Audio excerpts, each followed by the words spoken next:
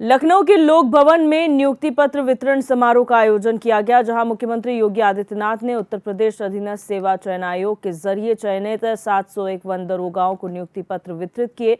अपने संबोधन में सीएम ने जहां युवाओं को शुभकामनाएं देते हुए उनके उज्जवल भविष्य की कामना की, तो वहीं युवाओं को पूरी ईमानदारी के साथ काम करने की सलाह भी दी।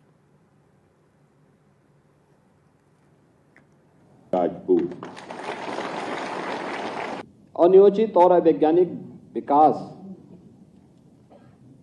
के पथ पर बढ़ने का दुष्परिणाम आज ये मनुष्य ने ही अपने लिए समस्या के रूप में देखा है और उसको झेल रहा है।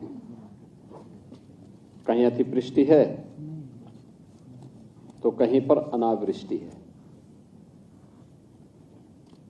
कहीं पर हीट वेव्स चल रही हैं तो वहीं पर किसी एक दूसरे कोने में हम देखते हैं कि वहां पर कोल्ड वेव्स के कारण पूरी जीव सृष्टि ठिठुरती हुई दिखाई देती है। कहीं बाढ़ से जल जीवन तबाह है तो कहीं एक बूंद पानी के लिए लोग तरस रहे हैं। ये सब विसंगतियां क्यों पैदा हुई? आखिर सृष्टि का एक रौद्र रूप प्रकृति के इस भयानक रूप के रूप में हम कैसे देख रहे हैं? और यही संकट है कि जानते हुए समझते हुए भी हम लोग प्रकृति के इस रूप को आज भी समझने का प्रयास नहीं कर पा रहे हैं। और इसलिए इस क्षेत्र में न केवल स्वयं के स्वास्थ्य के लिए बल्कि इस पूरी जीव जंतु सृष्टि के लिए कुछ कर गुजरने की एक तमन्ना के साथ आपको एक अवसर प्राप्त हो रहा है। याद करिए,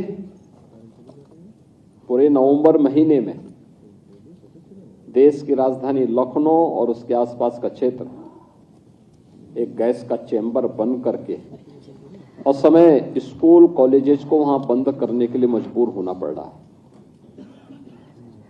श्वास लेने की स्थिति नहीं है।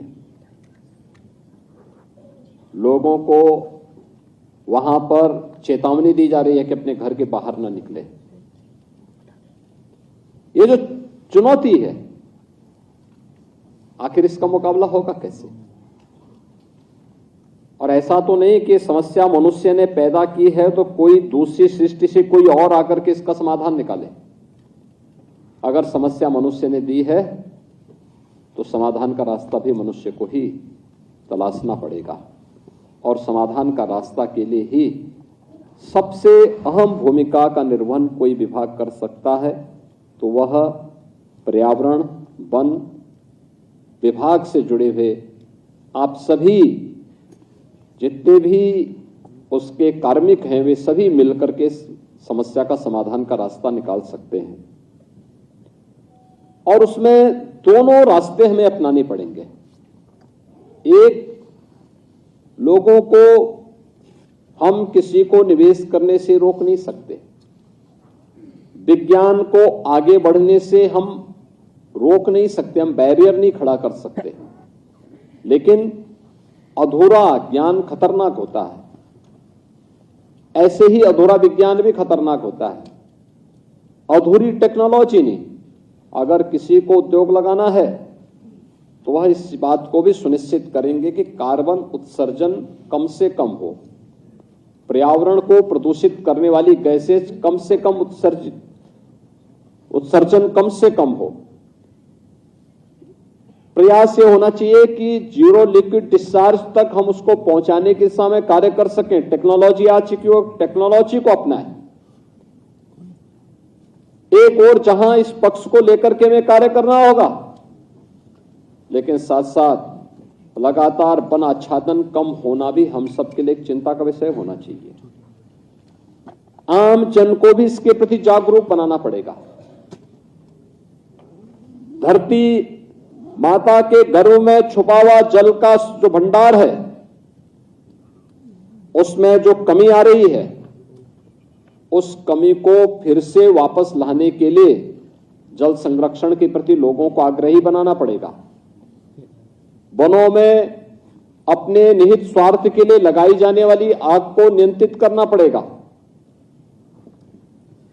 अनेक ऐसे कार्यक्रम अपने स्तर पर आप आगे बढ़ा सकते हैं जो लोगों को पर्यावरण की रक्षा के लिए, पर्यावरण की में जागरूकता पैदा करने के लिए एक यह दायित्व वन विभाग के वन दरोगा के रूप में आपके स्तर पर होता है। दूसरा, जंतु उद्यान भी आपके पास है। जितने भी प्राणी उद्यान हैं ये भी विभाग के अंदर ही आते हैं। वन्य जीवों की रक्षा भी करना, लेकिन साथ साथ प्राणी उद्यान के माध्यम से या फिर जो प्रदेश सरकार ने अलग अलग स्थलों पर